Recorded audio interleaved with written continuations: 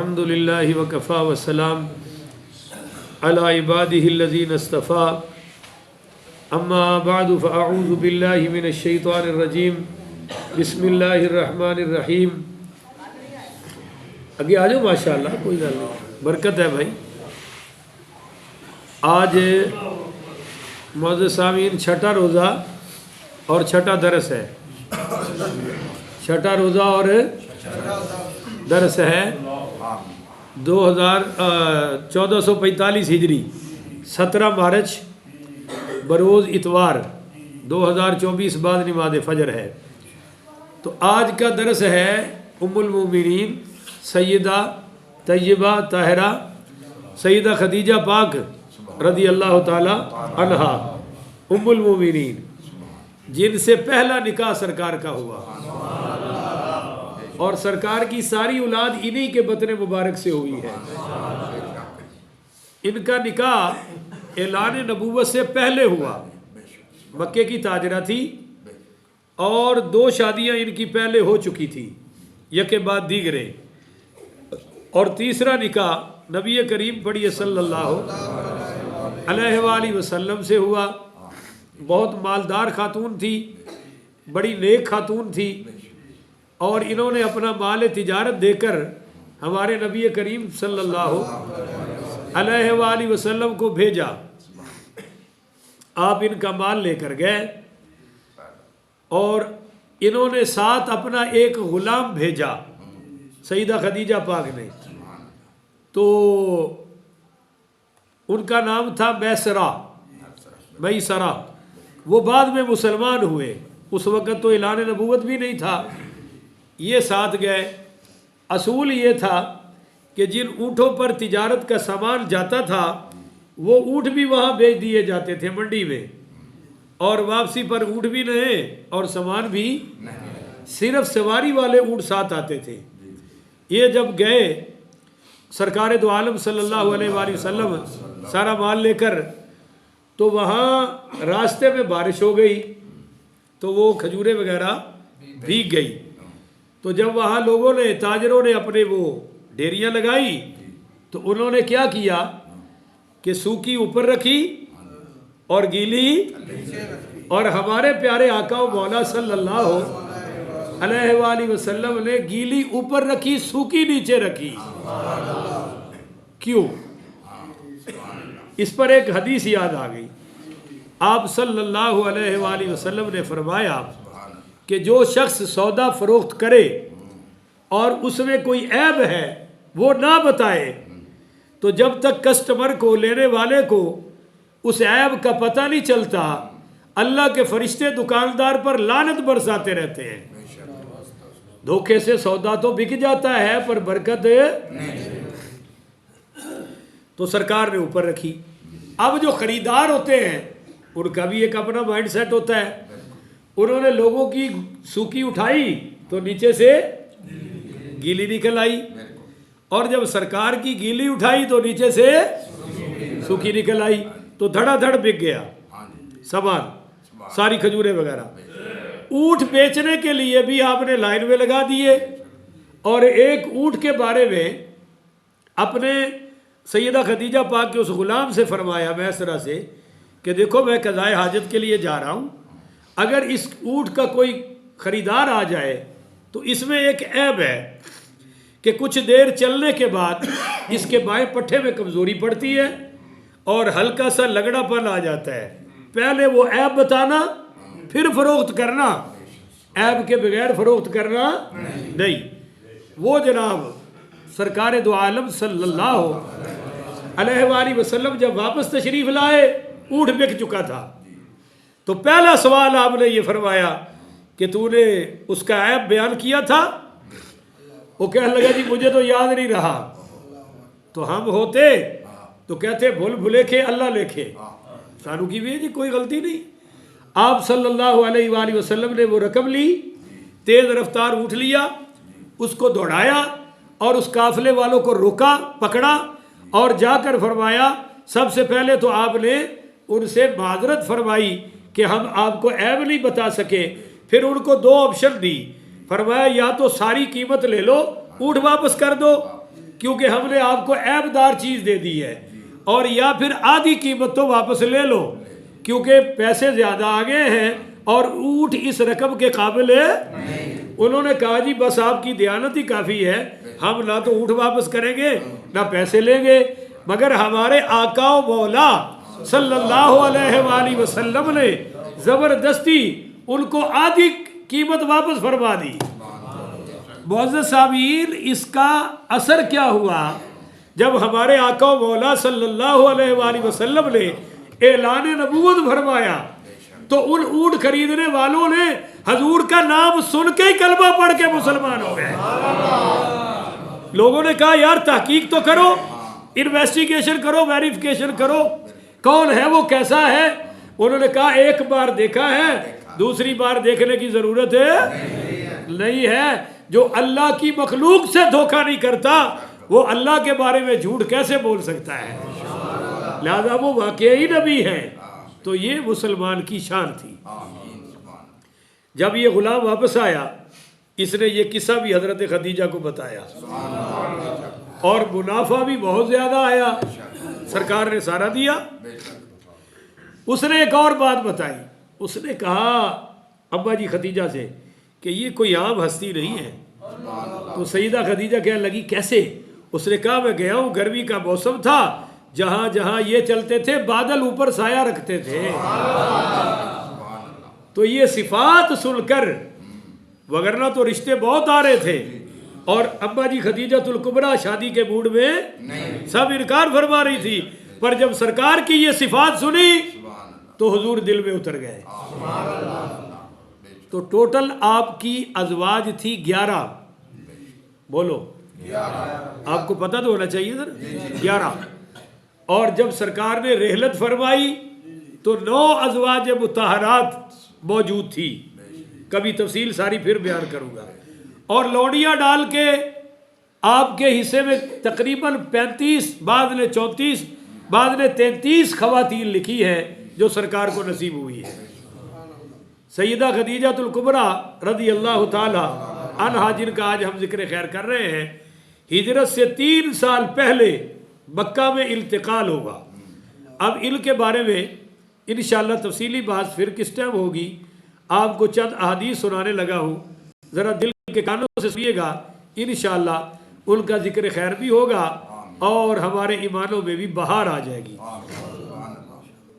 میرے سامنے مشکات ہے، عن علی بن ابی طالب رضی اللہ تعالی قال سمعت رسول اللہ صلی اللہ علیہ وسلم یقول خیر نسائها مریم بنت عمران وخیر نسائها خدیجۃ بنت خویلد۔ آپ صلی اللہ علیہ وسلم نے فرمایا کہ مریم بنت عمران اپنی امت میں سب سے بہترین عورت ہے، اور مولا علی راوی ہے اس حدیث کے کہ آگے سرکار نے فرمایا خدیجہ بنت خویلد اپنی امت میں سب سے بہتر عورت ہے۔ اور کتنی، اور یہ روایت تو متفق علیہ ہے۔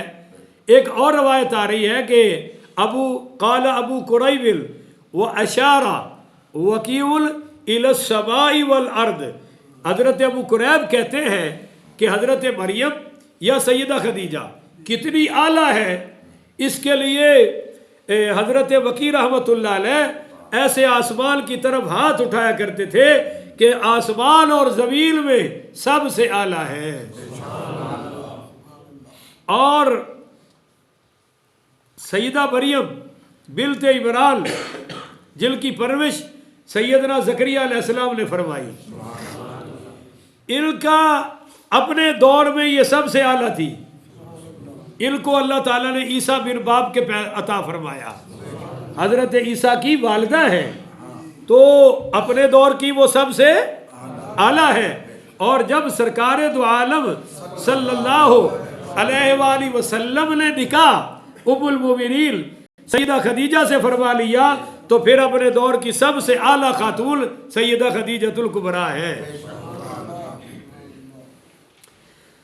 ملا علی قاری رحمۃ اللہ علیہ ایک روایت لائے ہیں، اور یہ نسائی میں بھی ہے، ترمذی میں بھی ہے مرسلاً، کہ خدیجۃ خیر نسائی عالمیہا کہ سیدہ خدیجہ اپنے دور میں تمام عالم کی خواتین سے اعلیٰ ہے، تمام عالم سے.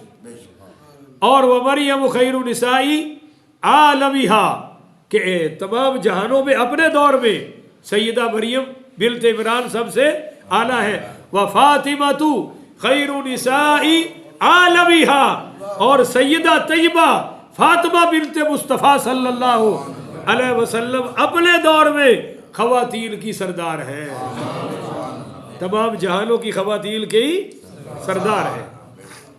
یہاں ایک چھوٹا سا مسئلہ سمجھ لیں کہ حضور پاک پڑھیے صلی اللہ علیہ وآلہ وسلم سے پوچھا گیا کہ آپ کو سب سے زیادہ محبت کس سے ہے؟ حضرت سعد نے پوچھا تو فرمایا عائشہ صدیقہ سے، ٹھیک ہے. اور انہوں نے پوچھا جی میرا مطلب ہے مردوں میں، تو فرمایا عائشہ کے باپ سے. پھر بھی ذکر عائشہ کا بھی لائے ہیں، حالانکہ عرب میں باہر مردوں میں کوئی مرد اپنی بیوی کے بارے میں ایسے جملے بولتا حضور نے بولے. تو ادھر فرمایا فاطمہ میرے جگر کا ٹکڑا ہے، ادھر فرمایا کہ سب سے زیادہ پیار مجھے عائشہ سے ہے.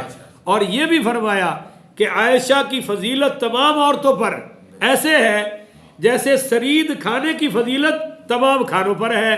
سرید کہتے ہیں شوربے میں روٹی کے ٹکڑے ڈال کے اس کو نرم کر کے کھانا، اور یہ حضور کو بہت پسند تھا اس طرح کھانا. یہ فرما دیا.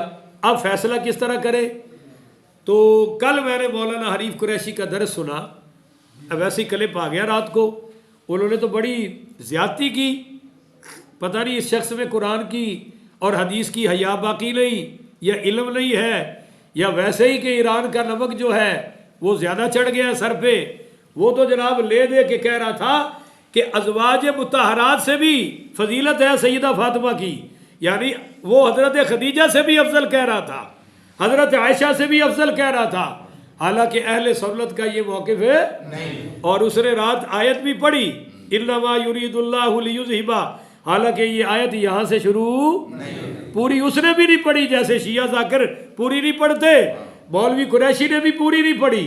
پتہ چلا کہ وہ بھی قرآن کے غدار ہیں اور یہ بھی ان سے کم نہیں ہے. نمک حرامی تو پوری کر رہا ہے. چلو میں غدار کا لفظ نہیں بولتا، پر محرف تو ہے، اس نے بھی بہت بڑی زیادتی کی. اب سنیے اہل سنت کا موقف کیا ہے، اس پر میرا مفصل کلپ انشاءاللہ 2-3 دن میں تیاری کر رہا ہوں. الغنیہ میں پیرانے پیر شیخ عبد القادر جیلانی غوث پاک نے اہل سنت کا عقیدہ بیان کیا ہے کہ سب سے اعلیٰ سیدہ عائشہ صدیقہ ہے، عقیدہ، اور بعد میں سیدہ فاطمہ کو لائے ہیں.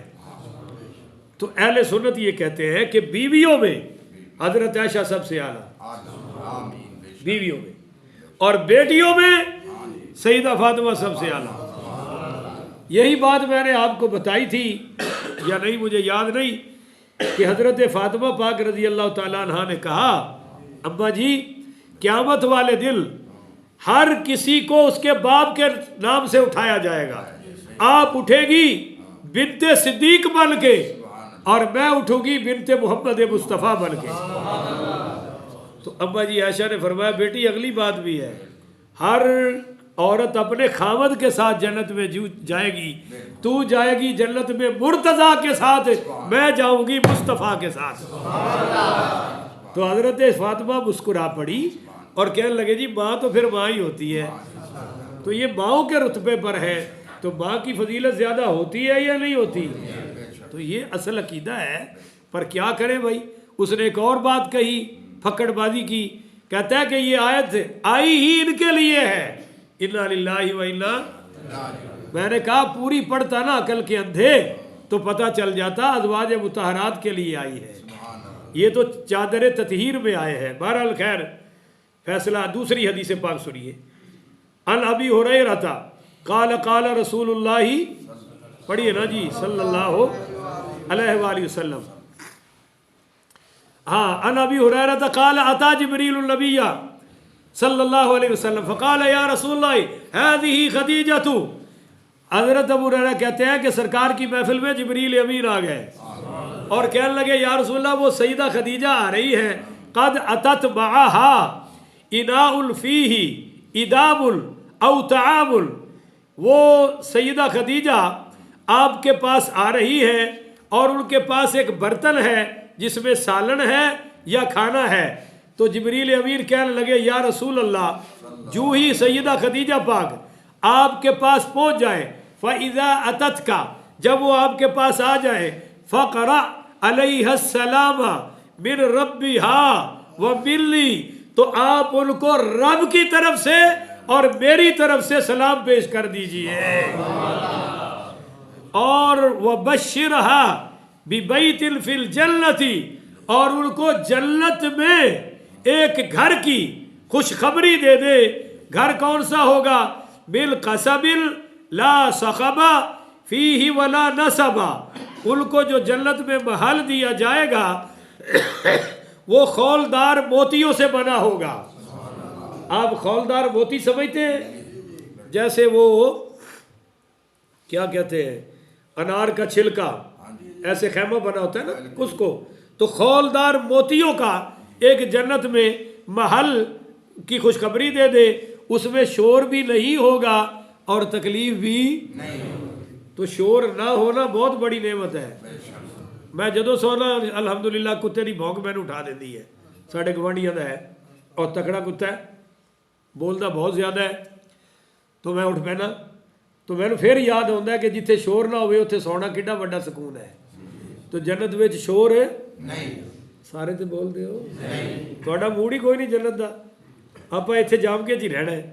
تو بھائی اللہ سارے انو عطا فرمائے۔ تو سیدہ خدیجہ کو کون سا جنت کا محل ملا جس میں شور ہے اور جس میں کوئی تکلیف ہے نہیں ہوگی۔ اب آخری حدیث بڑی پیاری ہے، غور سے کہہ دیں سبحان اللہ۔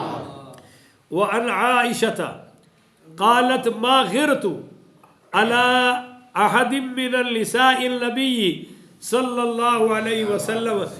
ام المومنین سیدہ عائشہ صدیقہ پاک سلام اللہ علیہ فرماتی ہے کہ میں نبی کریم کی بیویوں میں جتنی غیرت اور جتنا رشک حضرت خدیجہ سے کرتی تھی، ما غرت علی خدیجہ وما رأیتها ولکن کان، اتنا رشک اور اتنی غیرت میں کسی پر نہیں کرتی تھی۔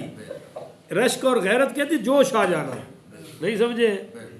مثلا میں بار بار کہوں جی فلاں مقتدی بڑے اچھے ہیں، فلاں مقتدی بڑے، تو کسی کو غیرت آ جاؤ کہ مولوی صاحب ساڑی بھی گل کرو نا، انہاں دی کری آندے ہو، اینو کہندے نے رشک اور غیرت، کہ تسی انہاں دی تعریف کر رہے ہو، اسی ماڑے ہاں، اسی بھڑے ہاں، ساڑی گل کرو۔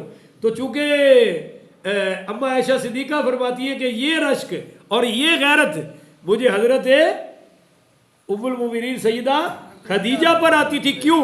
وَلَكِنْ كَانَ يُكْثِرُ ذِكْرَهَا، اور اس کی وجہ یہ ہے کہ حضور پاک اکثر ان کو یاد کیا کرتے تھے۔ اب جب ام المومنین کے سامنے حضور اپنی پہلی بیوی کا ذکر کرے تو پھر رشک تو آتا ہے نا کہ بیوی چاہتی ہے میرا ذکر ہو اور حضور ان کا، تو فرمانے کانا یکسر ذکرہا، ان کا ذکر بہت ہوتا تھا۔ اور حالت یہ تھی وَرُبَّمَا ذَبَحَ الشَّاةُ، جب کوئی بکری گھر میں ذبح ہوتی تو ثُمَّ يُقَطِّعُهَا أَعْدَاءً، جب اس کا وہ گوشت ٹکڑے ٹکڑے ہو کے بن جاتا تو ثُمَّ يَبْعَثُهَا فِي صَدَائِكِ خُدَیجَةُ، تو فربما حضور وہ گوشت دیکھتے اور پکڑا کے فرماتے جاؤ خدیجہ کی سہیلیوں کو دے کے آؤ۔ بولو خدیجہ کی، یعنی حضور ذکر کرتے، جن کو خدیجہ دیتی تھی ان کو حضور بھی دے رہے ہیں۔ تو کیا فرماتے دے کیا؟ قلت له كأنه لم تكن في الدنيا امرأة الا خدیجہ، تو ایک دن حضرت عائشہ سے رہا نہیں گیا تو سیدہ عائشہ صدیقہ نے کہا کہ یا رسول اللہ، میں دیکھتی ہوں کہ آپ اکثر وہ یاد کرتے ہیں حضرت خدیجۃ الکبریٰ کو، ان کا آپ ذکر بہت کرتے ہیں اور بڑی آپ ان سے محبت فرماتے ہیں، جیسے کہ خدیجہ کے علاوہ کوئی خوبیوں والی عورت ہے ہی کوئی نہیں۔ حالانکہ اللہ نے آپ کو اور بڑی اعلیٰ عورتیں عطا فرمائی ہیں. اپنی طرف بھی اشارہ تھا کہ وہ تو 40 سال کی تھی جب نکاح ہوا, آپ کی عمر 25 سال تھی, اور جب میری شادی آپ سے ہوئی ہے تو میری عمر 9 سال یعنی رخصتی جب ہوئی, اور آپ کی عمر 54 سال, تو اس سے بھی اعلیٰ عورتیں اللہ نے آپ کو دی ہیں. مگر آپ اکثر ذکر اماں جی خدیجہ کا کرتے ہیں, اس کی کیا وجہ ہے؟ تو سبحان اللہ. پھر حضور نے جواب دیا, فرمایا قلت لہ کأنہ لم تکن فی الدنیا. یہ تو اماں عائشہ صدیقہ کا فرمان ہو گیا نا. فیقول, حضور نے فرمایا انہا کانت وکانت وکان لی منہا ولد. آپ نے کمال کا جواب دیا. آپ نے فرمایا ہاں تو حضرت خدیجہ کے بارے میں یہ کہہ رہی ہے کہ وہ ایسی ہے, تو واقعی وہ ایسی ہے, واقعی وہ ایسی ہے. آپ نہیں سمجھے, حضرت عائشہ نے کہا ایسی ہے اپنے ارادے سے, اور جو حضور نے فرمایا وہ ایسی ہے اپنے ارادے سے, کہ اس جیسی کوئی نہیں ہے.